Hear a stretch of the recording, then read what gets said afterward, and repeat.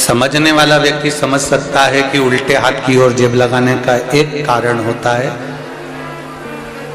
कि कभी शंकर जी के मंदिर में जाओ और शिव जी को अगर जल चढ़ाने के बाद जो तुम बेलपत्री उठाकर लेकर आओ, उस बेलपत्री को आप नीचे वाली जेब में तो रखोगे नहीं। अगर रखोगे तो बेलपत्री को आप लेकर आए तो अपनी ऊपर वाली जेब में उसको रखोगे। दर्जी को यह मालूम है जितनी देर तक बेलपत्री इस दिल के पास में रहती है, दिल के संचार को निरंतर करती रहती है और शरीर में रक्त के ब्लॉकेज को खोल देती है और हार्ट अटैक नहीं होने देती। बेलपत्री में वो गुण होता है। हम तो ये जितने भी पुरुष लोग मंदिर में जाते हैं जल चढ़ाने के लिए, भगवान शिव का गुणगान करने के लिए, शिव जी को बेलपत्र चढ़ाने के लिए, शिव जी के मंत्र का जाप करने के लिए, शिव स्मरण करने के लिए, हम उनको हमेशा कहते रहते हैं कि शिव जी पर अगर बेलपत्र चढ़ी है, आपकी उल्टी जेब अगर लगी है तो एक बेलपत्री खाने से पहले थोड़ी देर जेब में रख लिया करो, जिससे आपके हृदय का रक्तचाप ठीक चलता रहा।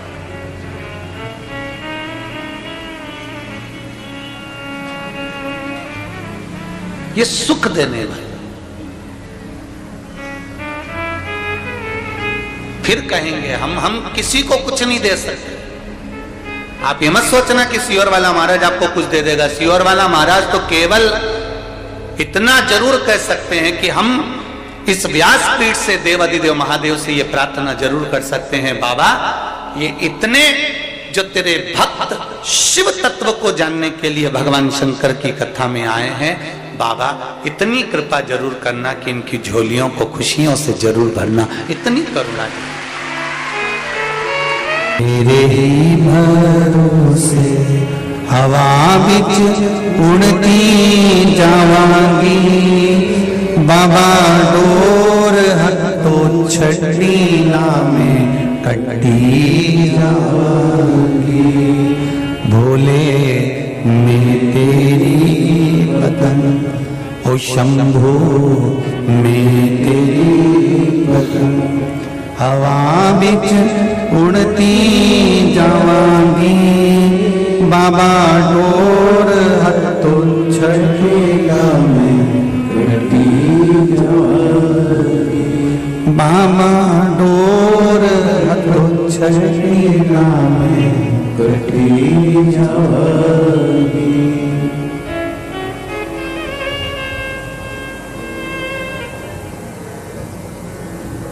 कंडा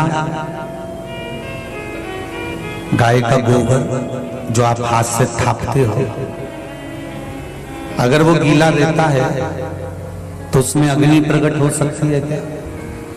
जम के तो बोलो नहीं।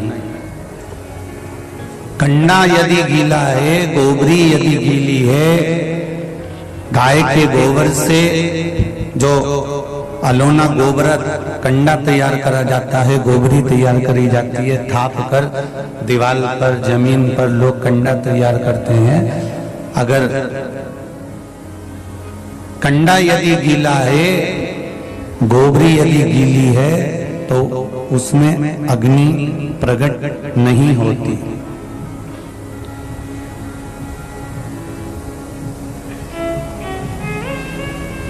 उसी तरह ये मन है।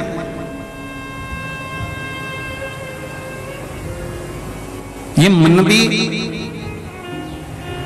काम, लोभ, विषय, वासना, अहंकार, तृष्णा में अगर गीला पड़ा हुआ है तो ये निश्चित है कि इस मन में भी शिव के प्रति अग्नि प्रकट नहीं हो सकती। ये पक्का।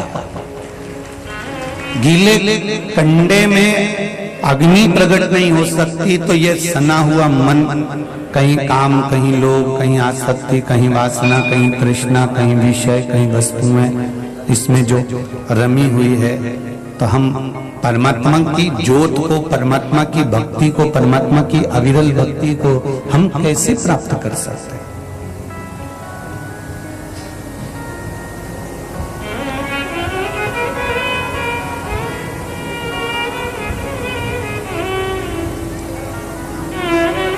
आप कहां बैठ रहे हो? आप किस जगह पर बैठकर भगवान का भजन कर रहे हो? आप किस जगह पर बैठकर परमात्मा का स्मरण कर रहे हो? बैठने की भूमि भी देखी जाती है। भूमि का भी बड़ा प्रताप है महाराज जी। श्रवण कुमार एक बार अपने माँ बाप को लेकर जा रहे थे और माता पिता को ले जाते श्रवण कुमार जब माता पिता को लेकर चले, माता पिता को लेकर जा रहे थे, तभी एक जगह ऐसी आ गई जहां पर श्रवण कुमार ने अपने माता पिता को उस कावड़ में से नीचे उतार दिया और उतार कर कहा, नीचे उतरो, कावड़ से नीचे उतरो। अंधे माता पिता को कावड़ से नीचे उतार दिया और माता पिता से कहा, तुम आंख से अंधे हो, शरीर से नहीं।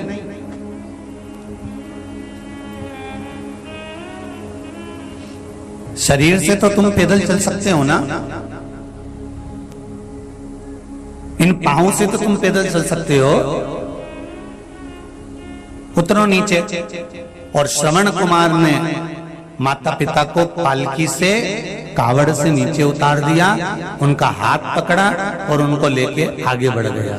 थोड़ी दूर जाने के बाद में श्रवण कुमार ने अपने माता पिता के चरणों को नमन करा, प्रणाम करा, पिताजी क्षमा करना, माँ क्षमा करना, मुझे नहीं मालूम था कि मुझे क्या हो गया था, वहां जाने के बाद मुझे क्रोध क्यों आ गया।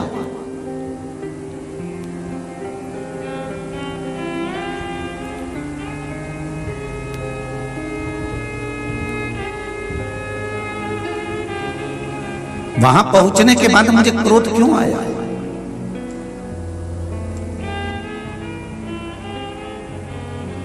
जब मैं इतनी दूर आपको तीरथ करा सका तो मात्र 300 मीटर की दूरी में मुझे इतना गुस्सा क्यों आया कि मैंने आपको पालकी से नीचे उतार दिया। श्रवण कुमार ने जब अपने माँ बाप से यह बात कही तो माता पिता ने कहा, गांव के लोगों को बुलाओ, मुझे उनसे बात करना। गांव के लोगों को बुलाया गया और गांव के लोगों को बुलाकर गांव के लोगों से श्रवण कुमार के माता पिता ने पूछा कि ये भूमि पर जहां तुम्हारे मकान बने हैं, ये गांव बना हुआ है, इस भूमि पर किसका राज्य था, कौन रहता था? तो कहा, ये भूमि एक असुर राक्षस की है, जिस भूमि पर इस असुर राक्षस ने अपने माता पिता को काट कर उसका रक्त पूरी जमीन पर छींटा था, ये वो असुर राक्षस की भूमि है।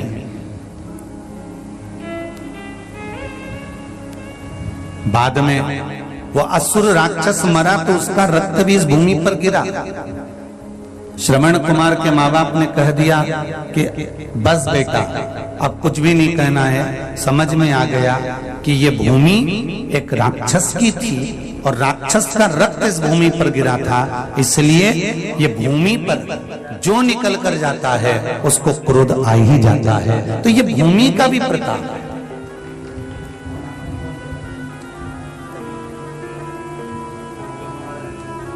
किसी किसी मकान में, किसी किसी घर में, घर के लोग बाहर रहते हैं तो बड़े सुखी रहते हैं। घर के बाहर रहेंगे तो मुस्कुराएंगे भी, बोलेंगे भी, हंसी मजाक भी करेंगे, स्नेह से भी रहेंगे, प्रेमवश भी रहेंगे। पर कई लोग घर के ऐसे रहते हैं कि उस घर में पांव रखा, अंदर गए और सबका मुंह भगोना हो गया, सबको क्रोध आ गया, कुछ ना कुछ मुख से अपशब्द निकलना प्रारंभ हो गया। अब मकान तो बहुत बड़ा है, बंगला भी बहुत बड़ा है, व्यवस्था